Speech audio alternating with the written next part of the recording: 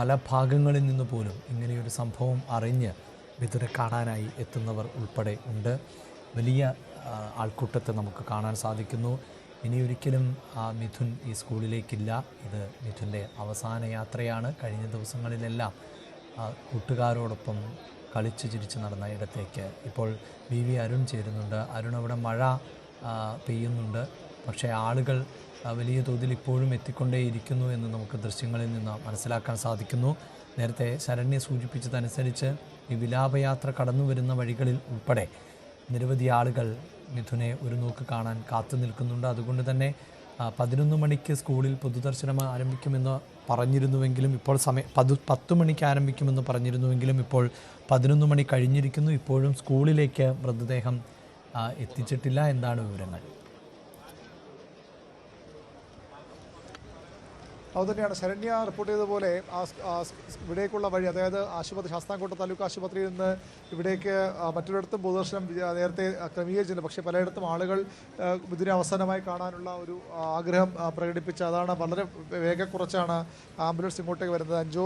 പരമാവധി 10 മിനിറ്റിനുള്ളിൽ എത്തേണ്ട ദൂരം മാത്രമാണ് ശാസ്താംകോട്ട താലൂക്ക് ആശുപത്രിയും ഈ തേവലക്കര സ്കൂളും തമ്മിലുള്ളത്. പക്ഷേ അങ്ങനെ പെട്ടെന്ന് വരാൻ തക്ക രീതിയിലല്ല ആളുകൾ അവിടെ ആ രീതിയിൽ തടിച്ചുകൂടിയത്. പലപ്പോഴും മിഥുനെ കാണാനായി ആളുകൾ തടിച്ചുകൂടി നിൽക്കുന്നു. അതാണ് ആ യാത്ര ഇത്രയും വൈകിപ്പിച്ചപ്പോൾ നിരവധി കുട്ടികൾ, ഈ സ്കൂളിലെ കുട്ടികൾ റോസാപ്പൂവുമൊക്കെ ആയിട്ട് തങ്ങളുടെ പ്രിയ കൂട്ടുകാരനെ അന്ത്യയാത്ര നൽകാൻ എത്തുന്നുണ്ട്. നിരവധി ആളുകൾ, ഈ പ്രദേശവാസികൾ എത്തുന്നുണ്ട്. വലിയ തിരക്ക് സ്വാഭാവികമായി ഉണ്ടാകുമെന്ന് പ്രതീക്ഷിക്കാം. അത് ഈ സ്കൂളിനുള്ളിലും പുറത്തുമൊക്കെ തിരക്ക് ഇതിനകം രൂപപ്പെട്ട് കഴിഞ്ഞു. ഏതാനും മിനിറ്റുകൾക്കുള്ളിൽ ഇവിടേക്ക് മിഥുൻ അവൻ്റെ അവസാന യാത്രയ്ക്കായി ഇവിടെ ഈ സ്കൂളിലേക്ക് എത്തും എന്നാണ് നമുക്ക് മനസ്സിലാക്കാൻ സാധിക്കുന്നത്. അധികം സമയത്ത് ഇനി ഇവിടേക്ക് ദൂരമില്ല എന്ന് വേണം മനസ്സിലാക്കാൻ. വലിയ രീതിയിലുള്ള കുട്ടികളുടെ ഒരു സാന്നിധ്യം നമുക്കിവിടെ കാണാം. ഇതിൻ്റെ കൂട്ടുകാരുണ്ടാകാം, അവനൊപ്പം കളിക്കുന്ന കുട്ടികളുണ്ടാകാം. അത്തരത്തിൽ നിരവധി പേർ, കുട്ടികളും കുടുംബങ്ങളും സ്ത്രീകളും അതുപോലെ തന്നെ നാട്ടുകാർ ഒന്നടങ്കം ഇവിടേക്ക് അക്ഷരാർത്ഥത്തിൽ ഒഴുകിയെത്തുന്നു. അത്രയധികം നാടിനെ കരയിച്ച, വേദനിപ്പിച്ച ഒരു സംഭവമായി, നാടിൻ്റെ മുഴുവൻ നൊമ്പരമായി മിഥുൻ മാറിക്കഴിഞ്ഞു. നാടിൻ്റെ മകനായി അവനെ സർക്കാർ പ്രഖ്യാപിക്കുമ്പോൾ, വിദ്യാഭ്യാസ മന്ത്രി തന്നെ പറയുമ്പോൾ അക്ഷരാർത്ഥത്തിൽ അതുതന്നെയാണ് നാടിൻ്റെ വേദന. ഒരു കുട്ടി ഒരു സ്കൂളിലേക്ക് വീട്ടുകാർ വലിയ ബുദ്ധിമുട്ടുകൾക്കിടയിൽ അവനെ പഠിപ്പിക്കുന്നു, അവനെ സ്കൂളിലേക്ക് അയക്കുന്നു. വീട്ടിൽ നിന്ന് ഇറങ്ങി മണിക്കൂറുകൾക്ക് വൈകുന്നേരം അവൻ പഠിച്ചും കളിച്ചും ക്ഷീണിച്ച് വീട്ടിലേക്ക് എത്തുമ്പോൾ ഒരുപക്ഷെ അവനെ ആഹാരം ഉണ്ടാക്കി കാത്തിരുന്നവർ അവിടെ ഉണ്ടാകാം. എല്ലാ ദിവസത്തെയും പോലും അവൻ എത്തുമെന്ന് പ്രതീക്ഷിച്ചിരുന്നവരുണ്ടാകാം. അവൻ്റെ മൈതാനങ്ങളിൽ അവനെ കാത്തിരിക്കുന്ന കൂട്ടുകാരുണ്ടാകാം. അവനൊപ്പം ഫുട്ബോൾ കളിക്കാൻ, അവനൊപ്പം സമയം പങ്കിടുന്ന കൂട്ടുകാരുണ്ടാകാം. അവൻ്റെ അനിയൻ അവനെ കാത്തിരിക്കും. അങ്ങനെയൊക്കെ ഇരുന്ന ഒരു കുട്ടിയാണ് വളരെ പെട്ടെന്ന് സ്കൂളിൽ നിന്ന് പിന്നീട് ജീവനില്ലാതെ മടങ്ങേണ്ടി വന്ന ഒരു അവസ്ഥ. അവനാണ് അവസാനമായി അവൻ്റെ പ്രിയപ്പെട്ട ഇടത്തിലേക്ക്, അവൻ്റെ പ്രിയപ്പെട്ട സ്കൂളിലേക്ക് അവനെ ഈ കഴിഞ്ഞ ഏതാണ്ട് ഒരു വർഷത്തോളേറെയായി ജീവിതത്തിൻ്റെ ഏറിയ സമയവും ചെലവഴിച്ച ആ സ്കൂളിലേക്ക് അവൻ വീണ്ടും എത്തുകയാണ്. ഇങ്ങനെ ഒരു മരണമുണ്ടായതിൻ്റെ ഞെട്ടലിൽ നിന്ന് നാടിനിയും മാറിയിട്ടില്ല. തേവലക്കര ഒരു ഗ്രാമീണ മേഖലയാണ്. സ്വാഭാവികമായും അത് ആളുകൾ കൂടുതൽ വൈകാരികമായി പ്രതികരിക്കുന്ന ഒരു സ്ഥലം കൂടിയാണ്. ആ നാട്ടുകാരുടെ മുഖങ്ങളിലൊക്കെ നമുക്ക് ആ വേദന ഇവിടെ വായിച്ചെടുക്കാൻ കഴിയും. എല്ലാവരും ഒരുപക്ഷേ ഇതിന് നേരത്തെ പരിചയമുള്ളവരാകാം, അല്ലെങ്കിൽ ഈ വാർത്തയറിഞ്ഞ് ആ വേദനയിൽ ഇവിടേക്ക് വരുന്നവരാകാം. അത്തരത്തിൽ എല്ലാത്തരം ആളുകളും ഇവിടേക്ക് എത്തുകയാണ്. സർക്കാർ സംവിധാനങ്ങൾ ഒന്നാകെ ഇവിടെ ഉണ്ട്. അവിടെ എത്തി ഇതിൻ്റെ ഒരുക്കങ്ങൾ വിലയിരുത്തി പോയിരുന്നു. ഇവിടെ നേരത്തെ ഈ ഇലക്ട്രിക്കൽ KCB ഉദ്യോഗസ്ഥരും അതുപോലെ തന്നെ പോലീസും ഒക്കെ നേരത്തെ ഇവിടെ വന്ന് പരിശോധന നടത്തിയിരുന്നു. ഈ സ്ഥലത്തിൻ്റെ സൈറ്റ് പ്ലാൻ പരിശോധിച്ചിരുന്നു. കാരണം ഇങ്ങനെ ഒരു അപകടം ഉണ്ടാകുമ്പോൾ സ്വാഭാവികമായും നേരത്തെ പോലീസിൻ്റെ പരിശോധനകൾക്ക് അപ്പുറത്തേക്ക് റവന്യൂ വകുപ്പിൻ്റെ ഒരു റിപ്പോർട്ട് സമർപ്പിക്കേണ്ടതുണ്ട്. ഇന്ന് ഉച്ചയോടുകൂടി മിക്കവാറും ഇവിടത്തെയും അപകടമുണ്ടാക്കിയ ലൈനുകളൊക്കെ മാറ്റാനോ അല്ലെങ്കിൽ അവിടെ മറ്റ് വൈദ്യുതാഘാതം ഏൽക്കാത്ത തരത്തിലുള്ള സംവിധാനം ഒരുക്കാനോ KCBക്ക് തീരുമാനമുണ്ട്. അതിനു മുമ്പ് തന്നെ അപകടമുണ്ടായ സ്ഥലത്ത് ആ രീതിയിലുള്ള പരിശോധനകൾ രാവിലെ നടത്തിയിരുന്നു. പോലീസ് അന്വേഷണം ആ രീതിയിൽ പുരോഗമിക്കുകയാണ്. വിദ്യാഭ്യാസ വകുപ്പിൻ്റെ അന്വേഷണം ആ രീതിയിൽ പുരോഗമിക്കുകയാണ്. വിദ്യാഭ്യാസ വകുപ്പ് മന്ത്രി പൂർണ്ണമായും ഈ സ്കൂൾ മാനേജ്മെൻറ്റിനെ കുറ്റപ്പെടുത്തുന്നു. വേണ്ടി സ്കൂൾ അധ്യാപകരെ കുറ്റപ്പെടുത്തി രംഗത്ത് വരുമ്പോൾ സ്കൂൾ വിദ്യാഭ്യാസ വകുപ്പിനും അത്ര പെട്ടെന്നും ഒരു ഉത്തരവാദിത്വമില്ല എന്ന് പറഞ്ഞ് മാറാൻ കഴിയില്ല. സ്വാഭാവികമായും മന്ത്രിയോ അദ്ദേഹത്തിൻ്റെ ഓഫീസോ നേരിട്ട് ചെയ്യേണ്ട കാര്യമല്ലായിരിക്കാം, മന്ത്രിയോ അദ്ദേഹത്തിൻ്റെ ഓഫീസോ നേരിട്ട് പരിശോധിക്കേണ്ട കാര്യമല്ലായിരിക്കാം. പക്ഷേ ഉദ്യോഗസ്ഥർക്ക് വലിയ വീഴ്ച ഇതിൽ വന്നിട്ടുണ്ടെന്ന് വ്യക്തമാണ്. അത് KCBക്ക് മാത്രമല്ല, ഈ സ്കൂൾ മാനേജ്മെൻറ്റ് മാത്രമല്ല, ഇത്തരം ഒരു എയ്ഡഡ് സ്കൂൾ മാനേജ്മെൻറ്റ് ആകുമ്പോൾ അവർ എങ്ങനെ കാര്യങ്ങൾ നടത്തുന്നു, എങ്ങനെയാണ് ആ സ്കൂളിൻ്റെ അവസ്ഥ എന്ന് എല്ലാ വർഷവും കൃത്യമായ പരിശോധനകൾ ഉണ്ടാകേണ്ടതുണ്ട്. അതിനെ വിദ്യാഭ്യാസ നിയമം, വിദ്യാഭ്യാസ ചട്ടങ്ങൾ അതിന് വേണ്ടി രൂപീകരിച്ചിട്ടുള്ളതാണ്. വളരെ കൃത്യമായി തന്നെ എല്ലാ വർഷവും സ്കൂൾ തുറക്കുന്നതിന് മുമ്പ് എല്ലാ സ്കൂളുകളിലും, സംസ്ഥാനത്തെ മുഴുവൻ വിദ്യാലയങ്ങളിലും ഉദ്യോഗസ്ഥർ പരിശോധിക്കണം. മെയ് മാസമാകുമ്പോൾ DO ഓഫീസിൽ നിന്നൊരു ടീം സ്കൂളുകളുടെ പശ്ചാത്തല സൗകര്യങ്ങൾ, ഇത്തരത്തിലുള്ള അപകട സാഹചര്യങ്ങൾ, അവിടെ മരങ്ങളുണ്ടെങ്കിൽ, അപകടകരമായ രീതിയിൽ മരങ്ങളുണ്ടെങ്കിൽ അത് മുറിച്ചു മാറ്റുക, ശിഖരങ്ങൾ മുറിച്ചു മാറ്റുക, ഇത്തരത്തിലുള്ള വൈദ്യുത കമ്പികൾ, താഴ്ന്നു കിടക്കുന്ന കമ്പികൾ ഉണ്ടെങ്കിൽ അത് നോട്ട് ചെയ്ത് കൃത്യമായ ഇൻസ്പെക്ഷൻ ഡയറിയിൽ രേഖപ്പെടുത്തി അത് അവിടെ നിന്ന് മാറ്റാൻ സ്കൂളിലെ പ്രഥമ അധ്യാപകനോ അധ്യാപികയ്ക്കോ മാനേജ്മെൻറ്റിനോ ഒക്കെ നോട്ടീസ് നൽകണം.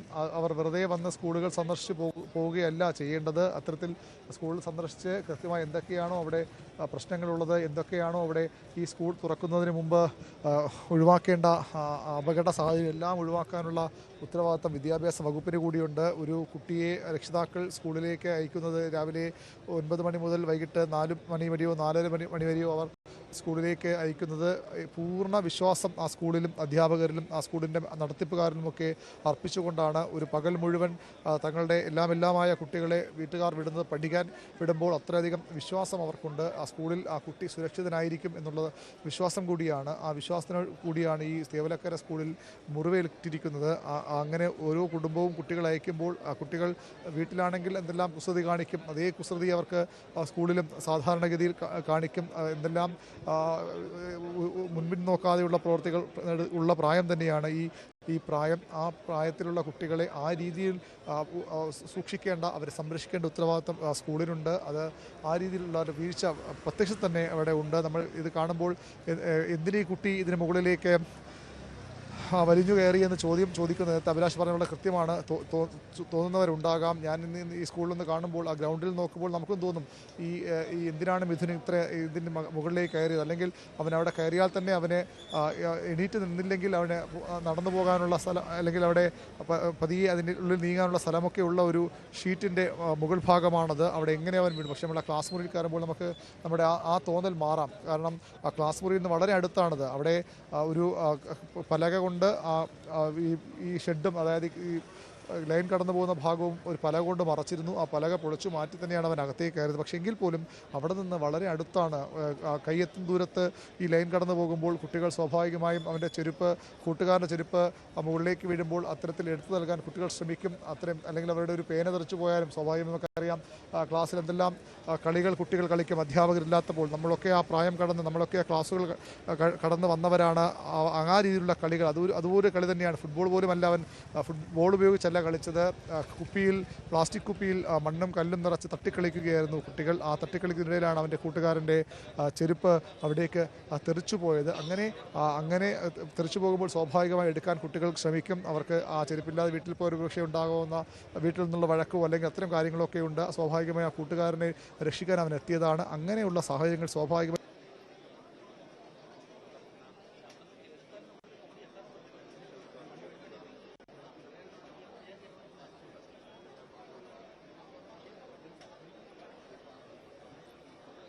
തേവലക്കര സ്കൂളിൽ നിന്നുള്ള വിശദാംശങ്ങളാണ് VV അരുൺ നൽകിക്കൊണ്ടിരുന്നത്. അരുൺ സൂചിപ്പിക്കുന്നത് പോലെ തന്നെ ആ സ്കൂളിൻ്റെ പരിസര പ്രദേശങ്ങളിൽ ഒക്കെ ഇപ്പോൾ വലിയ ആൾക്കൂട്ടം ആണ് ഉള്ളത്.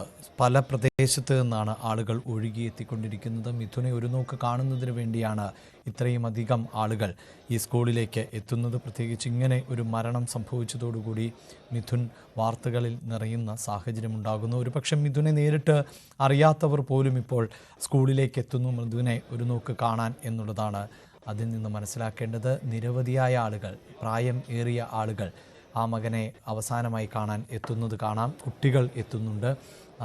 അതോടൊപ്പം തന്നെ കുടുംബത്തോടൊപ്പം ആണ് പലരും എത്തുന്നത്. പല ആളുകളും കുടുംബത്തോടൊപ്പം തന്നെ എത്തുന്നത് നമുക്ക് ദൃശ്യങ്ങളിൽ കാണാൻ സാധിക്കുന്നുണ്ട്. ഒരു പക്ഷേ മിഥുൻ്റെ ക്ലാസ്സിലെ കുട്ടികൾ അവരുടെ രക്ഷിതാക്കളോടൊപ്പമായിരിക്കാം എത്തുന്നത്. അത് ആ ദൃശ്യങ്ങളിൽ കാണാം. മിഥുൻ്റെ മൃതദേഹം കടന്നു പോകുന്ന വഴികളിലെല്ലാം ആളുകൾ കാത്തു നിൽക്കുന്നു. അവർക്കൊന്നും ഒരുപക്ഷെ വാഹനം നിർത്തി കാണാൻ പറ്റില്ലായിരിക്കാം. പക്ഷേ അപ്പോൾ പോലും ആ വാഹനം കടന്നു പോകുമ്പോൾ അത്രമേൽ സങ്കടത്തോടെ ആണ് മിഥുനെ യാത്രയാക്കുന്നത്. എന്തിനാ കുട്ടി അവിടേക്ക് കയറിയെന്നൊക്കെ ചോദിക്കുമ്പോൾ പോലും നമ്മളൊക്കെ അങ്ങനെ ആയിരുന്നല്ലോ എന്നതാണ് ഓർക്കേണ്ടത്. അത് ബാല്യകാലം ആണ്, അവൻ കളിചിരികളോടെ വളരുന്ന കാലം ആണ്, അങ്ങനെയൊക്കെ സാഹസികത കാണിക്കുന്ന പ്രായം ആണ്. അതുപോലെ തന്നെയാണ് ഓരോ സ്കൂൾ അന്തരീക്ഷവും എന്നത് നമ്മൾ മറന്നു പോകരുത്. അതുകൊണ്ട് തന്നെയാണ് നമ്മുടെ സംവിധാനങ്ങൾ സ്കൂളിന് പരിസരത്തു കൂടി അപകടകരമായ സാഹചര്യങ്ങൾ സൃഷ്ടിക്കുന്ന ഒന്നും ഉണ്ടാകരുത് എന്ന് പറയുന്നത്. കുരുന്നാണ്, 13 വയസ്സ് മാത്രമാണ് പ്രായം, ആ ചിന്താശേഷി മാത്രമാണുള്ളത്. ഒരു സുഹൃത്തിനെ സഹായിക്കാനാണ് മിഥുൻ ആ ഷെഡിന് മുകളിൽ കയറിയത് എന്നതാണ്. ഒരു ചെരുപ്പ്, കൂട്ടുകാരൻ്റെ ചെരുപ്പ് ഷെഡിന് മുകളിൽ വീണു പോയപ്പോൾ അത് എടുത്തു നൽകാൻ കാണിച്ച ആ മനസ്സ് ആയിരുന്നു നമ്മൾ കാണേണ്ടത്. അതിനപ്പുറത്ത് എന്തിന് ആ കുട്ടി അങ്ങനെ ചെയ്തു എന്നുള്ളതല്ല ചോദ്യം. ആ കുട്ടിയുടെ ഭാഗത്ത് തെറ്റ് എന്നതല്ല, അത്രമേൽ അപകടകരമാകുന്ന തരത്തിൽ അതിലെ ഒരു സർവീസ്, അതായത് 3 ഫേസ് ലൈൻ വലിച്ചിരുന്നുവെങ്കിൽ അത് ഇപ്പോൾ മാറ്റാൻ ബാലാവകാശ കമ്മീഷൻ്റെ ഇടപെടലിലൂടെ പറയുന്നുവെങ്കിൽ ആ പിഴവ് വരുത്തിയവർ തന്നെയാണ് ഇതിന് ഉത്തരവാദികൾ. നമ്മളെല്ലാവരും ബാല്യകാലത്ത് ഇതുപോലെ തന്നെ ആയിരുന്നു പഠിച്ചതും വളർന്നതും സുഹൃത്തുക്കളോടൊപ്പം ഒക്കെ സമയം ചെലവഴിച്ചിരുന്നതും എന്നത് തന്നെയാണ്. ഇപ്പോഴും അണയാത്ത ആൾപ്രവാഹം, അണമുറിയാത്ത ആൾപ്രവാഹം ആണ് സ്കൂളിലേക്ക് എത്തിക്കൊണ്ടിരിക്കുന്നത്. മിഥുനെ അവസാനമായി